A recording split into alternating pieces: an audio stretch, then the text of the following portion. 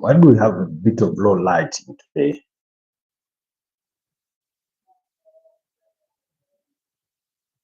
I hope that's better, that's clearer. Anyways, good morning and welcome back to the Football Tribe UG channel. Robert Kesakos is your usual suspect.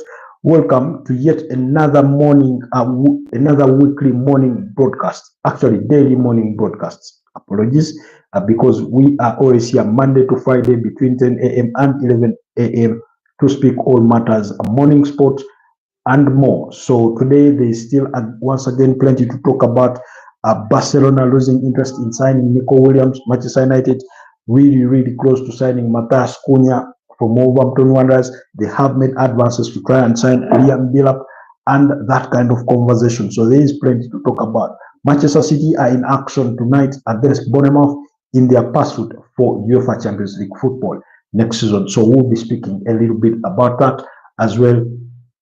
So keep it peeled through the channel and let's get the conversation going. Sorry, was testing out my audio there to see that we are in the clear on everything, but it looks like we are good to go. Looks like we are good to go. We are good to go. Anyways, where do we even start the conversation? Arsenal have given Jorginho the green light to be part of Flamingo's squad that will be playing at the FIFA Club World Cup this summer in the United States. So that is going to be talked about really. Trent Alexander-Arnold continues to be to be sort of bored and mistreated by the Liverpool fans who think he's not been loyal to the club. He will be hoping that Liverpool can do them the same favor Arsenal managed to extend to Jorginho in permitting him to, go and be part of Real Madrid's FIFA Club World Cup squad. But where do we even get it started all? Because there's a number of things for us to discuss in our conversation is concerned. But I think let's start the conversation from where we left it off last night. After Liverpool lost 3-2 to Brighton and Hove Albion, very beautiful game, open-ended game, attack to attack kind of game, one that you would expect between two high-scoring teams, given the kind of football that they do play.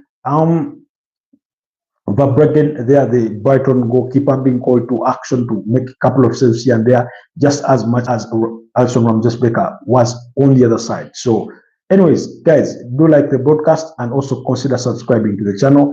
If you're new here, if you're joining us for the very first time, please like the broadcast and also consider subscribing to the channel. But more importantly, do not hesitate to tell us where you're joining us from this early Tuesday morning. It's about 10:33 a.m. From Kampala, where we are coming to you live. That's Kampala, Uganda. So do let me know down in the comment section where you're joining us from. How are you doing this morning? But also like the broadcast and subscribe to the channel. And then for those of you that are interested in acquiring some soft skills like coding, web design, and things of that nature, cybersecurity skills, I'll be pointing you in the right direction in as regards to who can provide that for you. That's by Ebo State, based in Kasanga, Kampala. I'll be leaving their link down in the description so that you can reach out to them or check out their website and see if those are skills that could come in handy for you. Quite on the global demand in as far as soft skills are concerned, especially cybersecurity, as well as web design and coding. So for those of you that know anything or two about tech, you'll agree with me that they are on-demand skills. And those guys do have a 5% discount for everybody that is joining. So I'll leave a link down in the description of this video so that you guys can check them out later. So, and then post-training, I do understand that they help you find a job in the competitive, digital space. They help you find opportunities in that space, post your training with them. So I'll be sure to check them out. Like I said, I'll leave the link down in the description. But for now, let's speak all matters a morning sport, because like I was saying, Liverpool in action yesterday, despite losing the game by 3 goals to 2, that did not stop their party, because they went on to celebrate with their traveling fans, and they went on to celebrate with the traveling fans who had traveled about 250 miles to go watch their team, despite the 3-2 loss. Of course, Liverpool going into the lead through Harvey Elliott, providing the assist, while Dominic Szoboszlai scored a sumptuous goal there that made it 2-1 just at the stroke of halftime. Yasin Ayasiri had scored to restore parity, but like I said, Dominic Szoboszlai had other ideas with just a minute left to play before halftime. And then in the second half, substitute Kaoru Mitoma did a pounce on a deflected ball. It was actually a served ball by Alson Ramsey-Becker, but he parried it in the direction of Kaoru Mitoma, who then, lashed to it and slotted it into the back of the net, and then it was 2-2. And then, of course, you did have, what's his name? I forget. Heshwood, yes. Heshwood did score the other goal that turned out to be the match winner on the night. Yes, it was Heshwood that scored to make sure that Brighton and Hove Albion walked away with 3 points as they leapfrogged Brentford as they moved to 8th place with 58 points, while Brentford dropped 9th on the Premier League table at 55 points after 37 games played. Anyways, match day 37 does continue today, but the kind of environment, of course, in the aftermath of that game, regardless of the defeat, Liverpool players walk on the side of the away stands, fans to celebrate with their fans, to thank them for making the trip and all that kind of thing. And then you could see sort of Alexander Trent-Arnold standing there as if in deject. He had his arms around his waist, and he seemed, for lack of a better word, not lost, but I think he would have preferred to be elsewhere on the night, because I think he went there knowing the kind of reception he was going to receive, that he was not going to get any round of applauses from those Liverpool fans and that kind of thing. So I think it contributed to part of what turned out to be his body language overall. And I do not think that really helped him that much. Anyways, so with that said, some fans continue to boo him. I was following the conversation on X that some were saying possibly he realizes now that he's made a huge mistake, that maybe he's now starting to regret his own decision of having to leave Liverpool, because he will never get the same kind of reception that he was getting at Liverpool anywhere else. Whereas that could be true, I do not think he regrets his decision. I think, if anything, he's wishing how soon can this end for him to be able to move away from the club. Because even when, I'm sure, regardless of the circumstances, I do not think he would have imagined him being treated to such kind of reception, especially amongst certain sections of the fans. He possibly knew that not all fans would be happy with his decision, and that they would agree to it, and that they would welcome it, or that they would understand it from a player's perspective, and that kind of thing, the way Mohamed Salah understood it, and probably the rest of the other players in that dressing room. I'm sure he knew that, but what he may have not really factored in is how horrible this could go in terms of getting a lot of stick. So that's really what's happening. But anyways, it is what it is. So we'll leave Liverpool matters at that. But maybe slightly before we veer away from Liverpool, they do remain interested in signing Florian Wirtz, but it would require them to break their own record transfer record, because for some of the most expensive players they've signed, they did sign Darwin Núñez for £85 million. That's in 2022 from Benfica. They did sign Virgil van Dijk for £75 million from Southampton. That was in January 2018. So those are some of their most expensive buys. With Florian Wirtz valued at about £126 million, it will be a British transfer record transfer deal.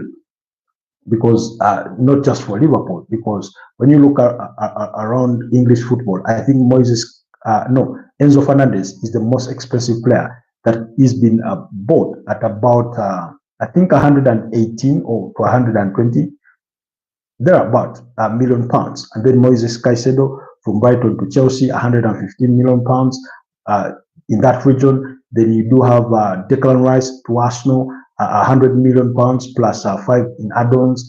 You did have Jack Grealish from Aston Villa to Manchester City, 100 million pounds. And then you then struggle to find another very big deal within England. Then you would have to walk it back to Romelu Lukaku from Inter Milan back to Chelsea. That was about 90 million pounds. Then you look at Paul Pogba from Juventus to Manchester United, about 89 million pounds, thereabout. So those are some of the record fees. But so for 126 million pounds for buying a club in the UK, that would be an all-time British transfer record fee in terms of buying in a player. So let's wait and see how everything does span out. But like we've spoken before, they are completing a deal for a 30 million pound deal for Jeremy Frimpong. That's the 24-year-old Dutchman who plays as a right back, but can also play on the forward line of the right flank. And then, of course, Milos Kakes, that deal negotiations are ongoing, but Liverpool do have alternatives should that deal fail to go through. And we spoke about those, and Jarell Hato from Ajax is one of those. Excuse me, is one of those. Anyways, moving away from Liverpool affairs, let's turn things to Arsenal, because Arsenal have received a major boost, as well as Chelsea, in their pursuit for a Spanish winger. That's Nico Willaims, 22 years of age, 5 goals and 2 assists only this season with Atletico Bilbao. In as far as the Spanish La Liga is concerned, Barcelona are no longer interested in signing the Spanish winger. And according to Barcelona president, that's Joan Laporta, he does say yes, last season they did hold interest in signing him, as well as Dani Olmo, but they have since moved on to other targets. I think that ship has since sailed, because last summer when Arsenal, Chelsea were really interested in trying to sign the player, he was strongly linked with a potential move to Barcelona. If he were to make a transfer, that he would have preferred to move to Barcelona and that kind of thing. Well, he did not move. He stayed at Bilbao, and this season, he's had an underwhelming season, so to speak. Yes, he's been good in the UEFA Europa League, but back in the Spanish La Liga, he's been underwhelming. Like I said, just 5 goals and 2 assists to his name. And then, with that said, it now begs the question whether it is the right time for him to make the move. Does he feel confident that he can go away from Spain and cut it elsewhere? And never mind that he would command very high wages, because his transfer fee is quite reasonable, about 50 million euros or 48 thereabout. So I think that's a major transfer news boost for clubs that are interested, and that's Arsenal and Chelsea, who are interested in signing the Spanish winger. With the rise of Rafinha in stock value in terms of his form this season, as well as the full strength of Lamine Yamal, and then Dani Olmo, Fermin Lopez, Ferran Torres, really are you? And then, of course, understanding that Barcelona do hold interest in wanting to sign Marcus Rashford, it does leave no room, I think, for a player like Nico Williams. So if he's looking really to move away from Athletic Bilbao, then he may have to look to the Premier League as his next destination. Whether that will be Arsenal or Chelsea remains to be seen, but at least that's what we are getting from Barcelona president Laporta, who said that, and this is what he said specifically: we valued Nico as potential signing last summer with Dani Olmo, but right now I think the club is valuing other players. So that was his submission during a TV interview. He also spoke about Erling Haaland, whether they would make a move for him, and he said nothing is impossible. However, right now he is not their target, because he just renewed his contract recently with Manchester City. And again, this is what he had to say while appearing on TV3 in an interview. He said, nothing in life is impossible, although we are not thinking that right now although we are not thinking that right now, and he just renewed at City. That was the Barcelona president speaking about Erling Haaland, whether Barcelona could potentially go on to sign him. I think maybe in about a season or two, he could be really, really a serious target for Barcelona. And then he spoke about Rafinha's new deal, saying that will happen. Deco has a stronger connection with Rafinha. That the player feels very involved with the project. We will reach an agreement because we want him to stay and he wants to stay. That was him speaking about Rafinha. That's the Barcelona president in Joan Laporta. Anyways, moving away from that quickly, let's speak matters Manchester United, because Manchester United are closing in on a deal to sign Matheus Cunha from Wolverhampton Wanderers. The Red Devils it is reported that they will be triggering that release clause of about £62.5 million to sign the 25-year-old Brazilian international, who scored about 15 Premier League goals and provided a good number of assists there, over a 20-goal contribution across the Premier League this season. So they are looking to close that deal after their finals in the UEFA Europa League, which they do play on Wednesday nights against Tottenham Hotspurs at St. Mamés. So we'll be previewing that game on Wednesday morning. So do not forget. Maybe we'll touch it a little bit about it later in the night when we're doing our, maybe reviews for that Man City game later. But it's a game that we will tackle on this week ahead of that final.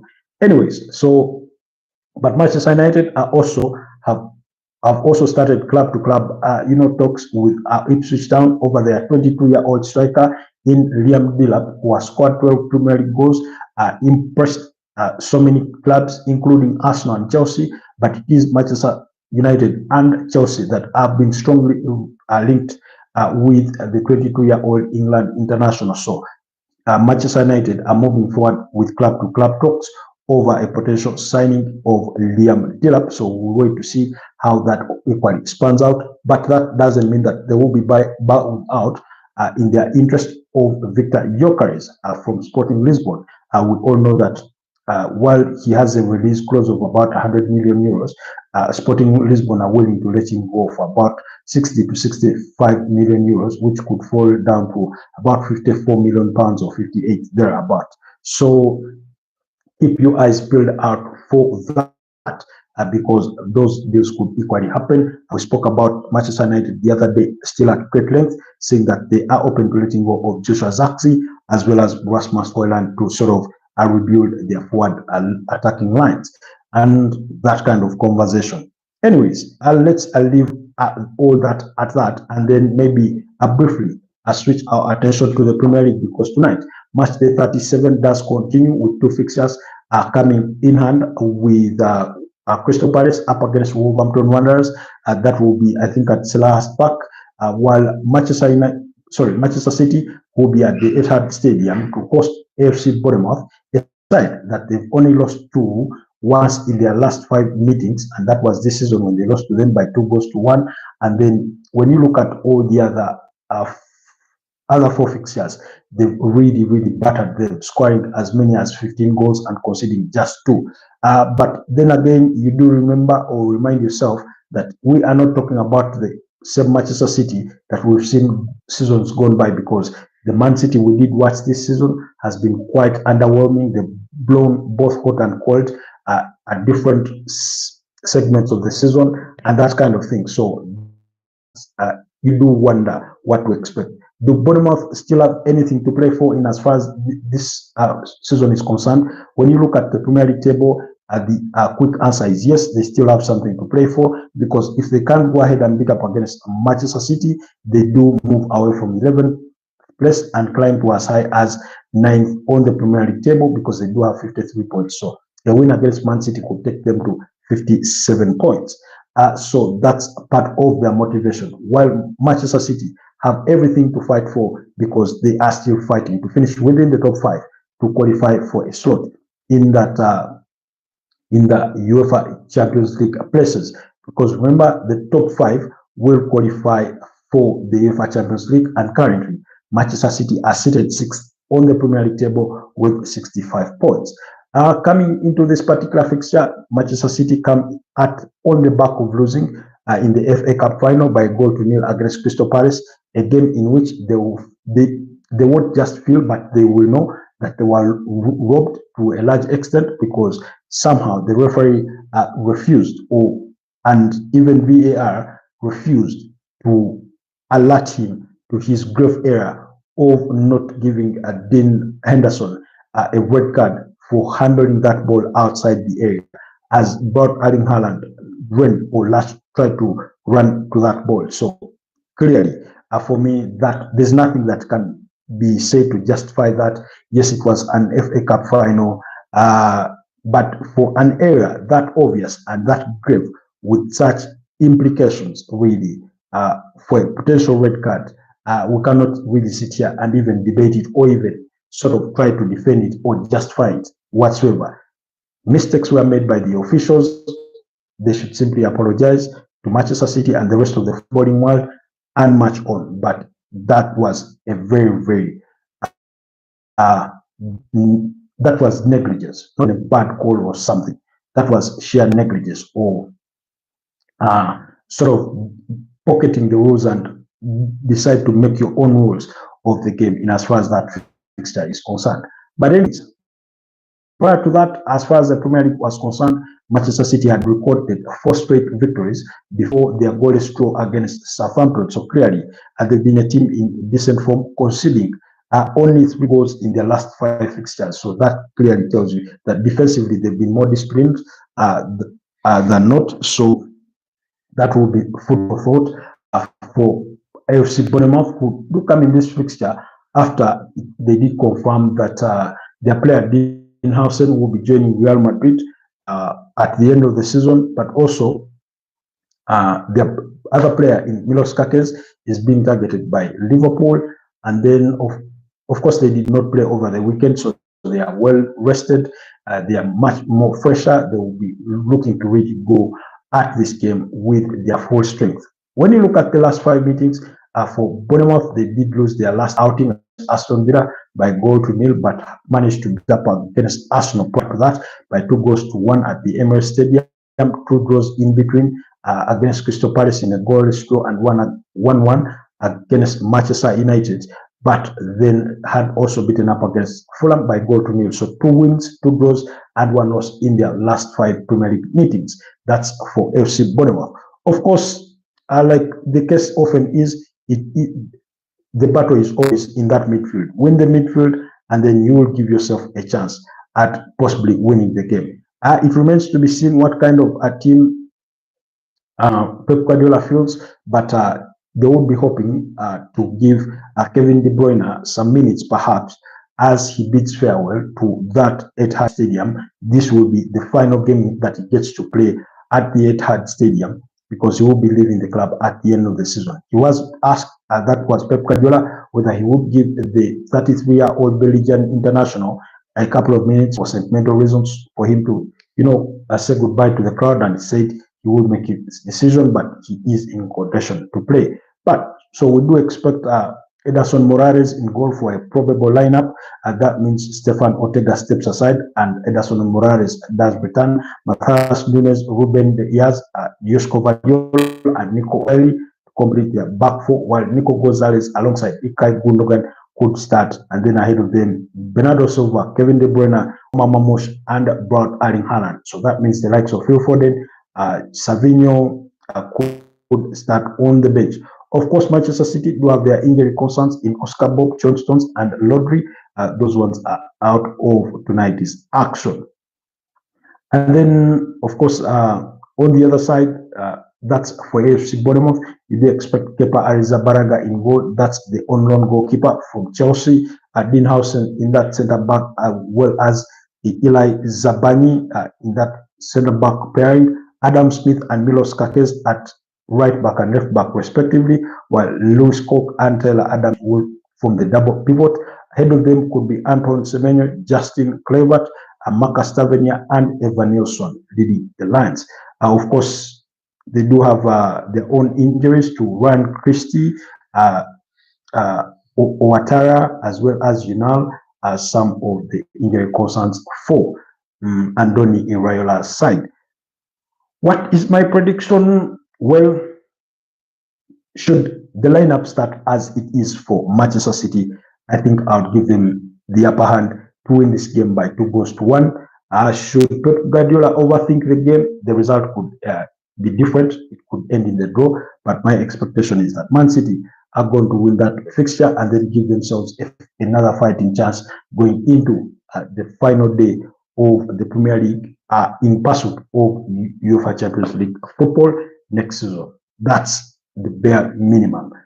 There's no debate over that in regards to what they need to do to achieve European football. Anyways, guys, allow me to wrap it here. We do not get to look in depth for Wolves versus Crystal Palace. Not really much for both teams to play for, really. Crystal Palace are still basking in their glory following that FA Cup triumph, which was their first major trophy. But I mean, none of them is under any sort of threat whatsoever. Wolverhampton Wanderers in 14th place and Crystal Palace in 12th place. Really, there's not much to play for between the two sides. So I wouldn't be surprised if they even cancelled out each other in a 1-1 draw or a 2-2 draw. Anyways, do keep it locked on the Football Tribe YouTube channel. Robert Kesako's the usual suspect. Have yourselves a wonderful rest of the day. Bye-bye.